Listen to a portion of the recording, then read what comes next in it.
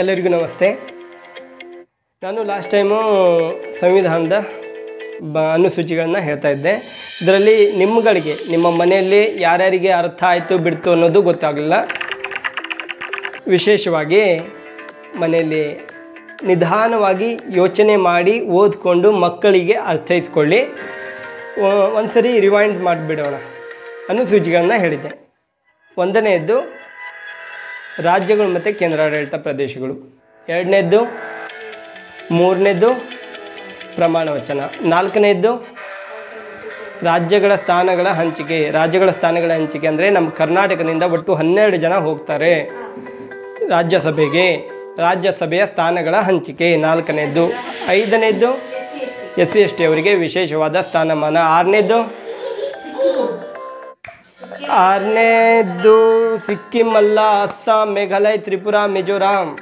ನಾನೇನೋ ಒಂದ್ಸರಿ ಹೇಳಿಬಿಟ್ಟೆ ಅನ್ನೋದಂದ್ರೆ ಅದು ಸಿಕ್ಕಿಂ ಅಲ್ಲ, ಅಸ್ಸಾಂ, ಮೇಘಾಲಯ, ತ್ರಿಪುರ, ಮಿಜೋರಾಂ. ಮಿಜೋರಾಂ ಒಟ್ಟು 4 ರಾಜ್ಯಗಳಿಗೆ ವಿಶೇಷವಾದ ಸ್ಥಾನಮಾನವನ್ನು ಕೊಟ್ಟಿದ್ದಾರೆ ಅನುಸೂಚಿ 6ರಲ್ಲಿ. ಇದು ನೀವು ಪೇರೆಂಟ್ಸ್ ಆಗಿ ಹೇಗೆ ಬೇಕೋ ಹಾಗೆ ಓದ್ಕೊಳ್ಳಿ, ಅರ್ಥೈಸ್ಕೊಳ್ಳಿ. ಮಕ್ಕಳಿಗೆ ನೆನಪಿರೋದಕ್ಕೆ ಇದನ್ನು ಹೇಳ್ತಾ ಇರೋದು. ಮಕ್ಕಳಿಗೆ ನೀವು ಸರಿಯಾಗಿ ಓದಿಸಿ. ನಿಮ್ಮ ಮನೆಯಲ್ಲಿ ಪ್ರತಿಯೊಬ್ಬರು ನೀವು ಮಕ್ಕಳಿಗೆ ಶಿಕ್ಷಕರು, ಗುರುಗಳು ನೀವಾಗಿರ್ತೀರ. ಓಕೆ, ದುಡ್ಡು ಕೊಟ್ಟು ಅಡ್ಮಿಷನ್ ಮಾಡಿಸಿ ಮಕ್ಕಳು ಓದಲಿಲ್ಲ ಬರೀಲಿಲ್ಲ ಅನ್ನೋದು ಕಂಪ್ಲೇಂಟ್ ಮಾಡೋದನ್ನು ಸ್ವಲ್ಪ ಕಡಿಮೆ ಮಾಡಿ ಈ ಥರ ನೀವು ಓದ್ಕೊಂಡು ಮಕ್ಕಳಿಗೆ ಅರ್ಥೈಸ್ಕೊಳ್ಳಿ. ಓಕೆ, ಎಷ್ಟು 6 ಆಯಿತು. ಏಳನೇದ್ದು ರಾಜ್ಯಗಳು, ಕೇಂದ್ರ ಮತ್ತು ಸಮವರ್ತಿ ಪಟ್ಟಿ. ಈ ಏನು ಕೇಂದ್ರ ರಾಜ್ಯ ಸಮವರ್ತಿ ಪಟ್ಟಿ ಇದೇನು ಅಂದರೆ ಎಂತಾಯಿತು? ಹಾಂ, ಸುಮ್ಮನಿರ್ತಾಳೆ ಅಂದು.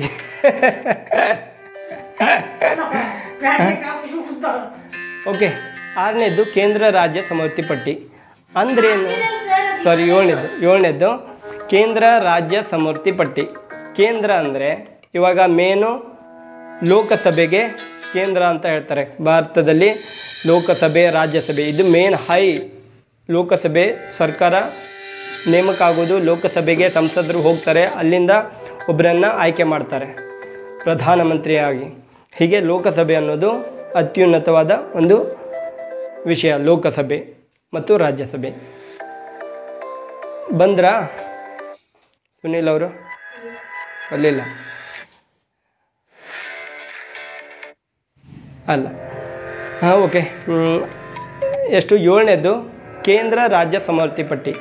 ಇವಾಗ ಕೇಂದ್ರದಿಂದ ಅಲ್ಲಿಯ ಒಂದು ವಿಷಯಗಳನ್ನು ಇವಾಗ ನೀವು ಒಂದು ಎಂತ ಮಾಡ್ತಿದ್ದೀರಿ? ರಿಪೀಟು ಈಗಲ್ಲ, ಹೇಳೋತ್ತಿಗಲ್ಲ ರಿಪೀಟ್ ಮಾಡೋದು. ಅದನ್ನು ಜಸ್ಟ್ ಕೇಳಿ, ಆಮೇಲೆ ನಾನೇ ಕೇಳ್ತೀನಿ. ಓಕೆ, ಕೇಂದ್ರ ಅಂದರೆ ಇವಾಗ ಭೂಸೇನೆ, ವಾಯುಸೇನೆ, ನೌಕಾಸೇನೆ ಇದು ಕೇಂದ್ರಕ್ಕೆ ಬರುತ್ತೆ. ಕೇಂದ್ರ ಅದೇ ಕಾನೂನನ್ನು ಮಾಡಿಸುವಂತಹ ಪಟ್ಟಿಯನ್ನು ಒಳಗೊಂಡಿದೆ. ಕೇಂದ್ರ ಪಟ್ಟಿ, ರಾಜ್ಯ ಪಟ್ಟಿ, ಸಮವರ್ತಿ ಪಟ್ಟಿ. ಪಟ್ಟಿ ಅಂದರೆ ಇವಾಗ ನೀವು ದಿನನಿತ್ಯ ಕೂಲಿ ಕೆಲಸ ಮಾಡಿಕೊಂಡು ಅಥವಾ ಯಾವುದಾದ್ರೂ ಒಂದು ಕೆಲಸ ಮಾಡಿಕೊಂಡು ಮನೆಗೆ ಬಂದು ಪಟ್ಟಿ ಮೇಲೆ ಹಚ್ಚಿಡ್ತಾರಲ್ಲ,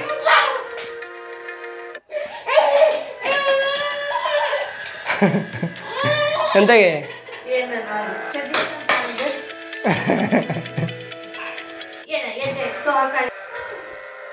ಎಷ್ಟನೇ ತನ ಬಂತು?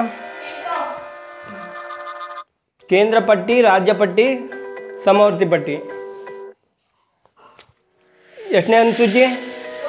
7ನೇ ಅನುಸೂಚಿ ಕೇಂದ್ರ ರಾಜ್ಯ ಸಮವರ್ತಿ ಪಟ್ಟಿ. ಕೇಂದ್ರಕ್ಕೆ ಭೂಸೇನೆ, ವಾಯುಸೇನೆ, ನೌಕಾಸೇನೆ ಇದನ್ನು ಮಾಡುವಂಥದ್ದು ಕೇಂದ್ರ ಪಟ್ಟಿ ಒಳಗೊಂಡಿದೆ.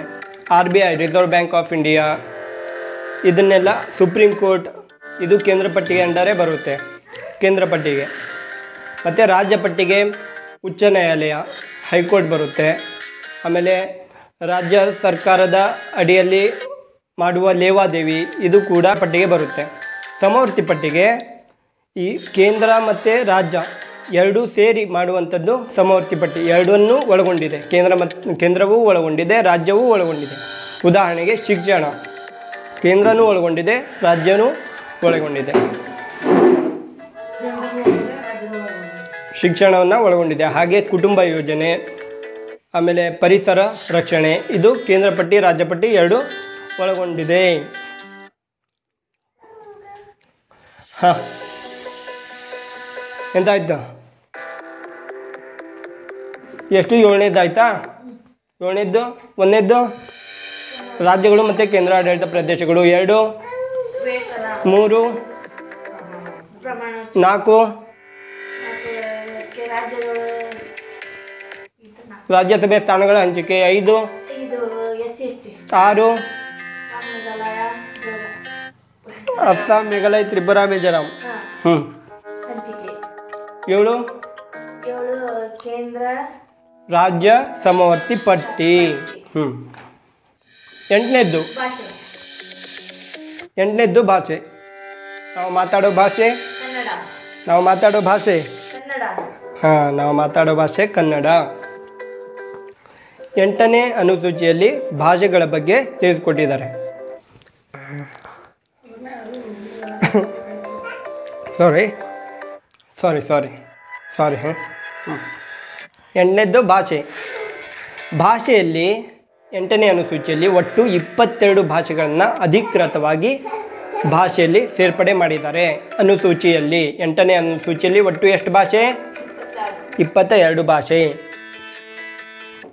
ಕರ್ನಾಟಕ ರಾಜ್ಯದಿಂದ ಕನ್ನಡ ಭಾಷೆ, ಪಂಜಾಬ್ ರಾಜ್ಯದಿಂದ ಪಂಜಾಬಿ, ಗುಜರಾತ್ ರಾಜ್ಯದಿಂದ ಗುಜರಾತಿ,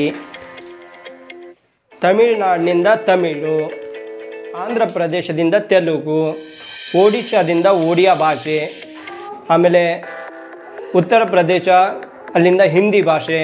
ಈ ಥರ ಭಾಷೆಯನ್ನು ಒಟ್ಟು 22 ಭಾಷೆಯನ್ನು ಅಧಿಕೃತವಾಗಿ 8ನೇ ಅನುಸೂಚಿಯಲ್ಲಿ ಹೇಳಿದ್ದಾರೆ. ಒಟ್ಟು ಎಷ್ಟಾಯಿತು? 8 ಅನುಸೂಚಿ ಆಯಿತು. 1ನೇದ್ದು ರಾಜ್ಯಗಳು ಮತ್ತು ಕೇಂದ್ರಾಡಳಿತ ಪ್ರದೇಶಗಳು, 2ನೇದ್ದು ವೇತನ, 3ನೇದ್ದು ಪ್ರಮಾಣ ವಚನ, 4ನೇದ್ದು ಕರ್ನಾಟಕದಿಂದ ಒಟ್ಟು 12 ಜನ ಹೋಗ್ತಾರೆ ರಾಜ್ಯಸಭೆಗೆ ಸ್ಥಾನಗಳ ಹಂಚಿಕೆ, 5ನೇದ್ದು SC ST ನೆನಪಿರೋದಕ್ಕೆ ಹೇಳ್ತಾ ಇರೋದು, 6ನೇದ್ದು ಅಸ್ಸಾಂ, ಮೇಘಾಲಯ, ತ್ರಿಪುರಾ, ಮಿಜೋರಾಂ ಪೂರ್ವದ ರಾಜ್ಯಗಳಿಗೆ ವಿಶೇಷವಾದ ಸ್ಥಾನಮಾನ, 7ನೇದ್ದು ಕೇಂದ್ರ ಪಟ್ಟಿ, ರಾಜ್ಯ ಪಟ್ಟಿ, ಸಮವರ್ತಿ ಪಟ್ಟಿ, 8ನೇದ್ದು ಭಾಷೆ. 8ನೇದ್ದು ಭಾಷೆ. ಏನು ತಂಗಿ? ಭಾಷೆ. 9ನೇದ್ದು ಭೂ ಸುಧಾರಣೆ. 9ನೇದ್ದು ಭೂ ಸುಧಾರಣೆ. 9ನೇ ಅನುಸೂಚಿ ಭೂ ಸುಧಾರಣೆ. ಈಗ ಮೊದಲಿಗೆಲ್ಲ ಈ ಹೊಲ ಗದ್ದೆಗಳು ಒಂದು ಕಡೆ 1 ಎಕರೆ ಇದ್ದರೆ ಮತ್ತೊಂದು ಕಡೆ ಆ ಜಾಗವನ್ನು ಬಿಟ್ಟು 1 ಎಕರೆ ಒಂದು ಸ್ಥಳದಲ್ಲಿದ್ದರೆ ಮತ್ತೊಂದು ಕಡೆ ಒಂದು 3 ಕಿಲೋಮೀಟ್ರ್ 4 ಕಿಲೋಮೀಟ್ರ್ ಬಿಟ್ಟು ಮತ್ತು 2 ಎಕರೆ ಜಾಗ ಹಿಂಗೆ ಇರ್ತಿತ್ತಲ್ಲ. ಹಾಗಾಗಿ ಭೂ ಸುಧಾರಣೆಯನ್ನು ಜಾರಿಗೆಯನ್ನು ತರ್ತಾರೆ, ಹೊಸದಾಗಿ ಭೂ ಸುಧಾರಣೆ ಕಾಯ್ದೆಯನ್ನು ತರ್ತಾರೆ. ಈ ಮೊದಲಿಗೆ 8 ಅನುಸೂಚಿಗಳಿದ್ದವು ಸಂವಿಧಾನ ಜಾರಿಗೆ ಬಂದಾಗ. ನಂತರ ಒಟ್ಟು ಈಗ 12 ಅನುಸೂಚಿಗಳು ಆಗಿದ್ದಾವೆ. ಒಟ್ಟು ಎಷ್ಟು ಅನುಸೂಚಿ? 12 ಅನುಸೂಚಿ. ಭೂ ಸುಧಾರಣೆಯನ್ನು ಎಲ್ಲದಲ್ಲೂ ಒಂದೇ ಕಡೆ ಇರಲಿ ಅಂತ ಒಂದು ಭೂ ಸುಧಾರಣೆ ಕಾಯ್ದೆಯನ್ನು 8ನೇ ಅನುಸೂಚಿಯಲ್ಲಿ ತರ್ತಾರೆ. 9ನೇ ಅನುಸೂಚಿಯಲ್ಲಿ ತರ್ತಾರೆ. 10ನೇದ್ದು ಪಕ್ಷಾಂತರ ನಿಷೇಧ ಕಾಯ್ದೆ. ಈಗ ಒಂದು ಪಕ್ಷದಿಂದ ಗೆದ್ದಿರ್ತಾರೆ, ಸರಿಯಾಗಿ ತಿಳ್ಕೊಬೇಕು.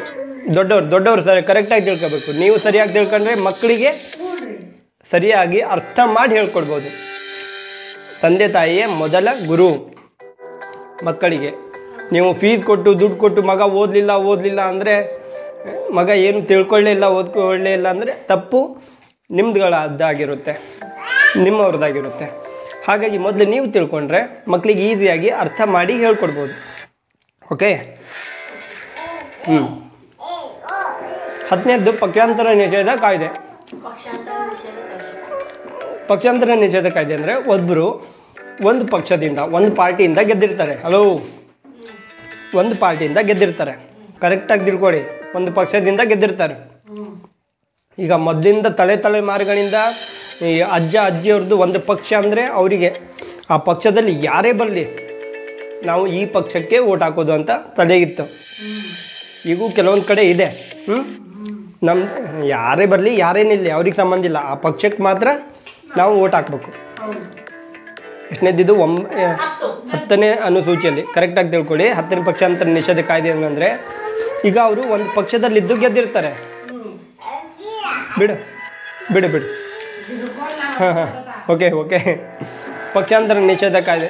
ಕುರ್ಚಿ ಬಿಡು ಅವಳ್ದು ಅದು. ನೀನು ಅವಳು ಕುರ್ಚಿ ಮೇಲೆ ಹಂಗೆ ಕೂತ್ಕೊಂಡ್ರೆ ಪಕ್ಷಾಂತರ ನಿಷೇಧ ಕಾಯ್ದೆ ಎಲ್ಲಿ ಕೇಳಿ. ಈಗ ಒಂದು ಪಾರ್ಟಿಯಲ್ಲಿ ನಿಂತ್ಕೊಂಡಿರ್ತಾರೆ, ಗೆದ್ದಿರ್ತಾರೆ.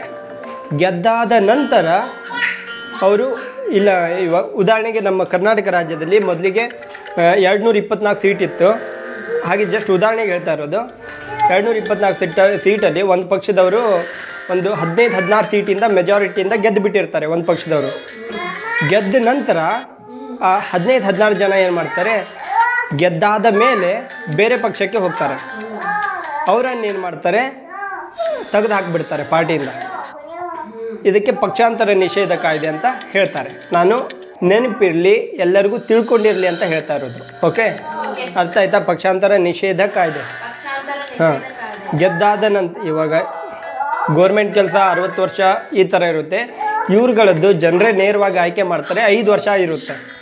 ಗೆದ್ದಾದ ನಂತರ ಇವರು ಒಂದು ಪಕ್ಷಕ್ಕೆ ಮೋಸ ಮಾಡಿ ಮತ್ತೊಂದು ಪಕ್ಷಕ್ಕೆ ಹೋಗ್ತಾರಲ್ಲ, ಅದಕ್ಕೆ ಪಕ್ಷಾಂತರ ನಿಷೇಧ ಕಾಯ್ದೆಯನ್ನು 8ನೇ ಅನುಸೂಚಿಯಲ್ಲಿ ತರ್ತಾರೆ. 10ನೇ ಅನುಸೂಚಿಯಲ್ಲಿ ತರ್ತಾರೆ ಪಕ್ಷಾಂತರ ನಿಷೇಧ ಕಾಯ್ದೆನ. 11ನೇದ್ದು ಪಂಚಾಯಿತಿ. 11ನೇದ್ದು ಪಂಚಾಯಿತಿಯಲ್ಲಿ ಯಾವುದರಲ್ಲಿ ಬರೆದಿದ್ದಾರೆ ಅಂದರೆ 8ನೇ ಅನುಸೂಚಿಯಲ್ಲಿ ಬರೆದಿದ್ದಾರೆ. 11ನೇ ಅನುಸೂಚಿಯಲ್ಲಿ ಬರೆದಿದ್ದಾರೆ.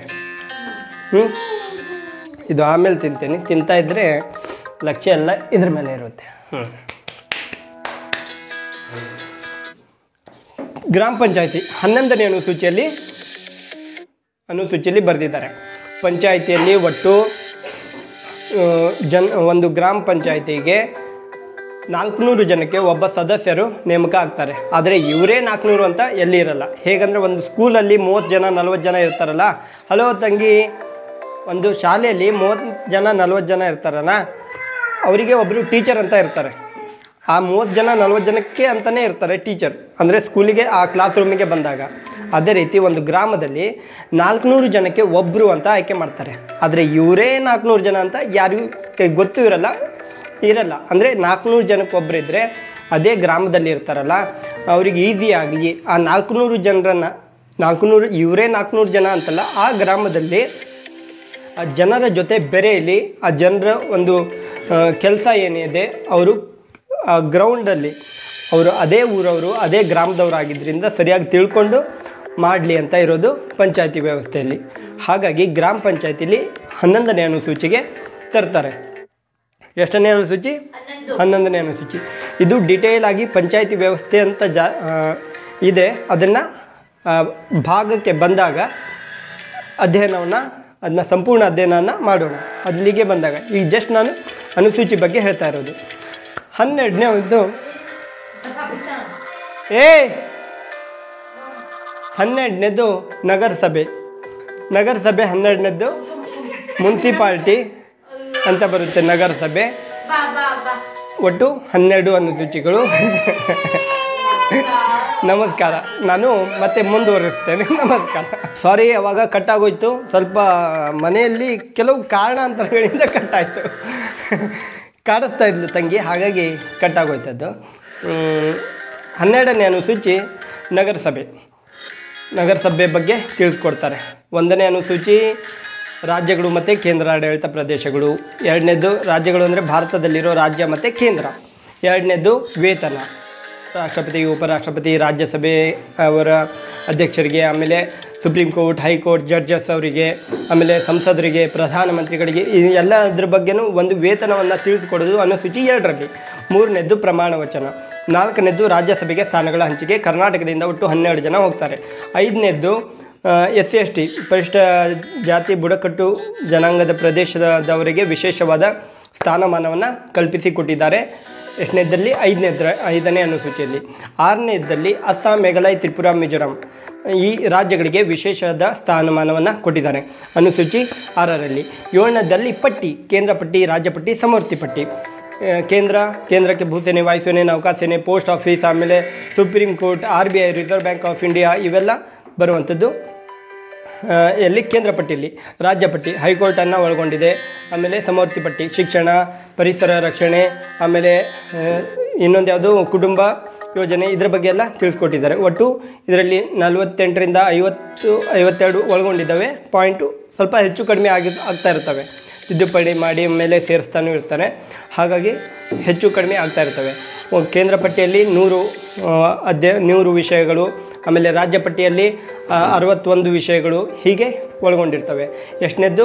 7ನೇದಲ್ಲಿ. 8ನೇದ್ದು ಭಾಷೆ. 9ನೇದ್ದು ಭೂ ಸುಧಾರಣೆ. 10ನೇದ್ದು ಪಕ್ಷಾಂತರ ನಿಷೇಧ ಕಾಯ್ದೆ. 11 ಗ್ರಾಮ ಪಂಚಾಯಿತಿ. 12 ನಗರಸಭೆ. ಇವಾಗ ಗ್ರಾಮ ಪಂಚಾಯಿತಿಯಲ್ಲಿ ಹೇಗೆ ಗ್ರೌಂಡಲ್ಲಿ ಅಲ್ಲಿಯ ಜನರೇ ಆಯ್ಕೆ ಆಗೋ ರೀತಿ ಇರುತ್ತೆ, ಆ ಜನರನ್ನು ಎಲ್ಲರೂ ತಿಳ್ಕೊಂಡಿರ್ತಾರೆ. ಹಾಗಾಗಿ ಗ್ರಾಮ ಪಂಚಾಯಿತಿಯನ್ನು ಅನುಸೂಚಿ 11ರಲ್ಲಿ ಬರೆದಿರ್ತಾರೆ, ತೆಗೆದುಕೊಂಡು ಬಂದಿರ್ತಾರೆ. 12ನೇದರಲ್ಲಿ ನಗರಸಭೆಗೂ ಸೇಮ್, ಯಾಕಂದರೆ ಪಂಚಾಯಿತಿ ವ್ಯವಸ್ಥೆ ಹೇಗಿರುತ್ತೆ ಹಾಗೆ ನಗರಸಭೆಯಲ್ಲಿ ಅಲ್ಲಿಯ ಜನರು, ಅಲ್ಲಿಯ ಕುಟುಂಬ, ಆಮೇಲೆ ಅಲ್ಲಿಯ ಜನರನ್ನು ಅವರು ಹತ್ತಿರದಿಂದ ನೋಡಿರ್ತಾರೆ. ಹಾಗಾಗಿ ಅಲ್ಲಿಯವರೇ ಆಯ್ಕೆಯಾಗಿ ಅಲ್ಲಿಯವರನ್ನು ಏಳಿಗೆ ಮಾಡಬೇಕು ಅಂತ ಅಲ್ಲಿಯ ಒಂದು ರಸ್ತೆ, ಎಲ್ಲ ರೀತಿಯ ಸರ್ಕಾರದ ಕಾಮಗಾರಿ, ಆಮೇಲೆ ಶಿಕ್ಷಣ ವ್ಯವಸ್ಥೆನ ಪ್ರತಿಯೊಂದನ್ನು ಜನರಿಗೆ ಈಸಿಯಾಗಿ ತಲುಪೋ ರೀತಿ ಮಾಡೋದಕ್ಕಾಗಿ ಇವರನ್ನು ಅಲ್ಲಿ ನೇಮಕ ಮಾಡ್ತಾರೆ. ನಗರಸಭೆ ಅನ್ನೋದನ್ನು ಎಷ್ಟನೇ ಅನುಸೂಚಿಯಲ್ಲಿ ಬರೆದಿರ್ತಾರೆ ಅಂದರೆ 12ನೇ ಅನುಸೂಚಿಯಲ್ಲಿ.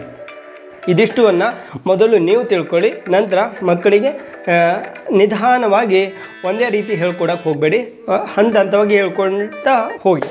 ನಮಸ್ಕಾರ.